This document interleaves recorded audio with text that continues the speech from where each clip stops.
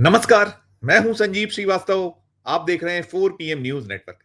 मित्रों, प्रधानमंत्री नरेंद्र मोदी पर या उनके कुनबे पर यूं ही आरोप नहीं लगते कि उन्होंने संवैधानिक संस्थाओं और इन संस्थाओं में बैठे जो महानुभाव हैं, पदाधिकारी हैं, अधिकारी हैं, उनको अपना तोता बना रखा है।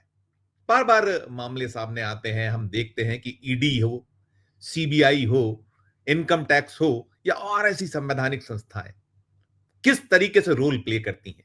हम देखते हैं राज्यपालों का रवैया क्या है। हम पाते हैं कि जो प्रमुख पदों पर बैठे हैं, उपराष्ट्रपति जैसा पद है, जो लोकसभा या राज्यसभा की हम बात करते हैं, लोकसभा के अध्यक्ष हों, राज्यसभा के सभापति हों, वे अपने पद की गरिमा का मान सम्मान नहीं रखते और भूल जाते हैं जब वे मंच संभालते हैं, माइक उनके हाथों में होता है या कोई ऐसे अवसर होते हैं, हम संसद के भीतर देखते हैं, दोनों ही सदनों में, लोकसभा हो या राज्यसभा, क्या बर्ताव, क्या रवैया रहता है। और जगदीप धनखड़ साहब हैं, जो राज्यसभा में सभापति हैं और देश के उपराष्ट्रपति हैं, वो तो सारी हदें पार करते हैं और ऐसा ही ओम बिरला जी पर आरोप आरोप लगता है। और जैसा मैंने कहा, राज्यपालों, फटकार लग रही है। कोर्ट्स को कहीं एक आदेश पारित करने पड़ रहे हैं। सुप्रीम कोर्ट ने तो ऐसा आदेश पारित किया था हाल में कि सबसे बड़े पद पर जो संवैधानिक प्रमुख हैं, वो तिलमिला उठी थी और क्या कुछ हुआ, सब अलग है। लेकिन मैं जो बात करने जा रहा हूं, बात यह है कि जगदीप धनखड़, वो तो ऐसा लगता है जब अवसर हो, कोई मौका हो, माइक संभाला और वो एक जो मोदी चालीसा पढ़ने के मूड में आ जाते हैं, शुरू कर देते हैं और क्या-क्या उनकी शान में कसीदे काढ़ते हैं, हम बार-बार देखते हैं। आपको मोदी चालीसा पढ़ना है, मोदी जी को महान बताना है, बताइए। लेकिन सरकारी आयोजन है, अवसर क्या है, क्यों भूल जाते हैं? चुनावी सभा हो, आप करिए वहां। मैं आपसे बताने जा रहा हूं, बात करने जा रहा हूं जगदीप धनखड़, जो देश के उपराष्ट्रपति हैं, राज्यसभा में सभापति हैं। वे आज 26 मई को मध्य प्रदेश के प्रवास पर थे और मौका था मध्य प्रदेश सरकार द्वारा आयोजित कृषि समागम मेले का। 3 दिवसीय आयोजन हो रहा है मध्य प्रदेश के नरसिंहपुर में, जो प्रदेश का सबसे साक्षर जिला है। वहां वे पहुंचे हुए थे। उन्होंने जब मंच संभाला, माइक संभाला, तो वो भावनाओं में बह पड़े। बहुत सारे सवाल पैदा हो रहे हैं, उठ रहे हैं। जो हम पहलगाम आतंकवादी नरसंहार हुआ 22 अप्रैल को, उसके बाद से बहुत सारे प्रश्न हैं जो अनुत्तरित हैं। जो हमारी सेना है, सेना ने पराक्रम दिखाया, ऑपरेशन सिंदूर चला। ऑपरेशन सिंदूर में निश्चित तौर पर हमारी सेना ने एक जबरदस्त प्रदर्शन किया और फिर अचानक सीज फायर हो गया। और अब वो सीज फायर 10 मई को हुआ था। सीज फायर कराया था, जो घोषणा की थी, सबसे पहले आई थी सूचना, वो आई थी अमेरिका के राष्ट्रपति डोनाल्ड ट्रंप के ओर से। और डोनाल्ड ट्रंप बहुत सारे सवाल उठा रहे हैं, बहुत सारी बातें कर रहे हैं कि मैंने दोनों देशों को समझा दिया था कि व्यापार करना है तो ये सीज फायर करो, और कर लिया, और कोई कुछ नहीं बोल पा रहा है। मोदी जी तो बहुत बार अभी पहुंचे हुए थे राजस्थान, नहीं एक भी प्रश्न का उत्तर दिया। विपक्ष बहुत सारे प्रश्न कर रहा है, वो ये पूछ रहा है कि कूटनीतिक विफलताएं क्या थी, कहां हम और कर सकते थे, नहीं कर पाए, संसद का सत्र बुलाइए या फिर सरदरी बैठक बुलाइए, वो सब नहीं। तो अब जब जगदीप धनखड़ साहब पहुंचे हुए थे मध्य प्रदेश सरकार के आयोजन में, कार्यक्रम में, और वहां जैसे ही उन्होंने मन संभाला, तो नहीं कहा उन्होंने कि भाई ये जो हो रहा है इस पे एक सत्र बुलाना चाहिए, संसद का सत्र हो जाए, ये सब नहीं बोल सकते। क्योंकि वही है ना कि जो मोदी साहब हैं, चाहे वो संविधान के जो प्रमुख पदों पर बैठे लोग हों या संस्थाएं, उन्होंने एक पूरा काबू में कर रखा है। उनके बिना पत्ता नहीं खड़कता, नहीं हिलता है। वो हों या शाह साहब हों, तो दो ही हैं अभी तो, मोदी शाह की बीजेपी है और मोदी शाह का ही राज है। केंद्र में यदि किसी की चलती है तो 1 और 2 की मानी जाती है। तो अब ये जो है, जब धनखड़ साहब यहाँ थे, तो मैं उनकी एक के बाद एक कुछ सुनाता हूँ। जैसे मैंने कहा कि बहुत सारे प्रश्न हैं, बहुत सारे सवाल हैं। वो भावनाओं में बह रहे हैं। वो बता रहे हैं कि हमने जो है, हमारा जो पराक्रम था सेना का, लोहा मान लिया, और वो मोदी की शान में कसीदे कर रहे हैं। पहली एक सुनिए कि दुनिया ने हमारी जो पराक्रम तो सेना ने किया, लेकिन कहीं उसमें ध्वनित हो रहा है कि जो मोदी जी हैं, महान जो विश्व गुरु हैं, उनके जो एक प्रयास हुए, कैसे लोहा माना। सुनिए पहले आप।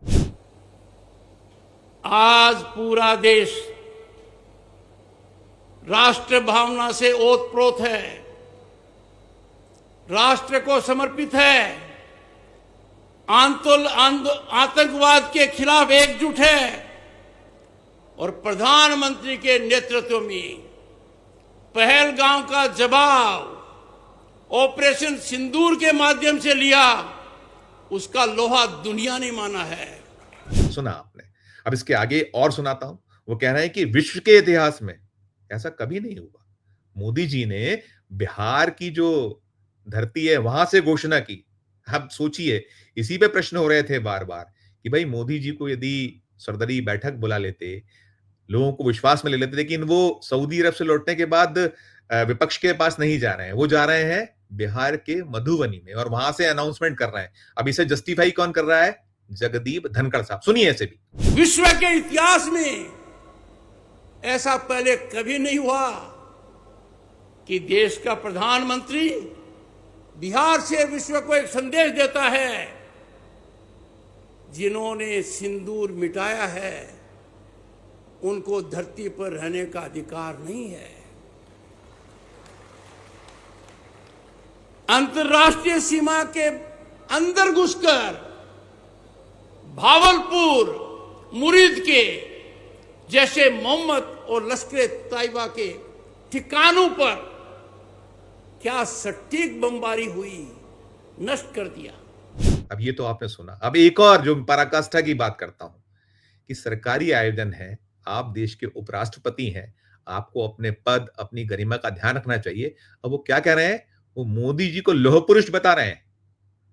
मतलब जो लौह पुरुष जिन्हें कहा जाता है, जो हमारे वास्तव में लौह पुरुष थे, सरदार वल्लभ भाई पटेल, वो सरदार वल्लभ भाई पटेल के बराबर लाके खड़ा कीजिए। और हमारी क्या कुछ भद्द पिटी है, पहले सुनिए वो कैसे लौह पुरुष बता रहे हैं मोदी जी को, मोदी चालीसा पढ़ते पढ़ते। इसे भी सुनिए। कोई प्रमाण नहीं मान रहा है, कोई नहीं मांग रहा है। कारण, जब कॉफिन ले जाए जा रहे थे, उनकी फौज खड़ी थी, उनके नेता खड़े थे, आतंकवादी खड़े थे। भारत को प्रमाण की आवश्यकता नहीं, जिनको चोट लगी है उन्होंने ये प्रमाण विश्व के सामने दे दिया। भारत के प्रधानमंत्री का संकल्प एक लौह पुरुष की तरह है। अब आपने ये भी सुन लिया। ये मैंने वही कहा ना कि आप संवैधानिक पद पर हैं हुजूर, उपराष्ट्रपति हैं, आप राज्यसभा के सभापति हैं, आप सदन के भीतर करते रहिए, लेकिन सदन के बाहर जब आप जनता के बीच में हैं और सरकारी कार्यक्रम में है, ये भाषा, इस तरह की शैली वैसे तो उम्मीद नहीं कर सकते। बीजेपी तो जो है कहती जरूर रही है कि पार्टी विद द डिफरेंस खत्म हो गया और जो चाल चरित चेहरा कब से तार तार हो गया। अब तो ये होड़ मची हुई है कि कौन कितनी चाटुकारिता कर सकता है, कौन कितना मक्खन लगा सकता है, कौन इन सब के जरिए क्या क्या पा सकता है।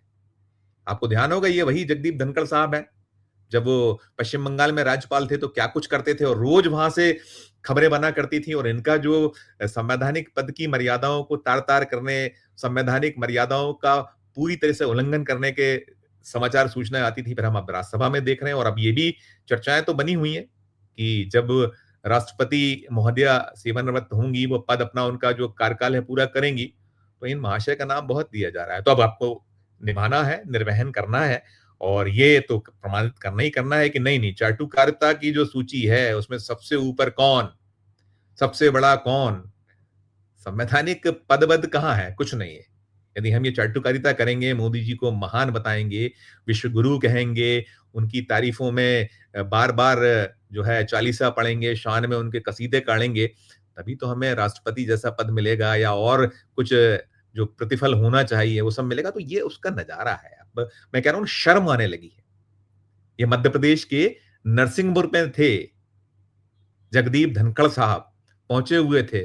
और दिलचस्प ये भी है कि ये आयोजन जो है कृषि समागम मेला है और इस कृषि समागम मेले में मध्य प्रदेश में ही बने हुए थे शिवराज सिंह चौहान, जो केंद्रीय कृषि मंत्री, उन्हें नहीं बुलाया गया इस आयोजन में, पूछा भी नहीं जगदीप धनखड़ साहब ने। जब उनके पास पहुंचा होगा कार्ड, पता चला होगा कि कौन कौन इसमें होने वाला है। हालांकि उन्होंने तारीफ की, उन्होंने कहा कि ये जो कर रहे हैं मोहन यादव, इसकी तो केंद्रीय कृषि महकमा कर रहा है, वो आयोजन करने वाला है 29 मई से 12 जून तक वो करने वाला है, देश भर में जो है इस तरह का आयोजन कर रहा है और आपने पहल कर दी, एक बहुत अच्छी बात है। लेकिन आप बताइए, ये सब मान रहे हैं लेकिन शिवराज सिंह चौहान नदारत है, तो पार्टी तो कुछ भी चल रहा है, एक अलग सा दृश्य, अलग सा सीन है। यानी कि हम तो वही कि चाटुकारिता कैसे करनी है, चाटुकारिता करके क्या क्या पाना है, उसमें अपने को लगना है, बाकी देश, जनता, सवाल, विपक्ष ये चूल्हे में जाए। क्या कुछ आपकी राय है? इस वीडियो कमेंट बॉक्स में जाकर व्यक्त कीजिएगा, टिप्पणी कीजिएगा और खबर अच्छी लगे तो चैनल को लाइक कीजिएगा, सब्सक्राइब कीजिएगा, ज्वाइन का बटन दबाइएगा तो और हमारी हौसला अफजाई होगी। प्यार और स्नेह बनाए रखिए और देखते रहिए 4 पीएम न्यूज़ नेटवर्क। धन्यवाद, नमस्कार।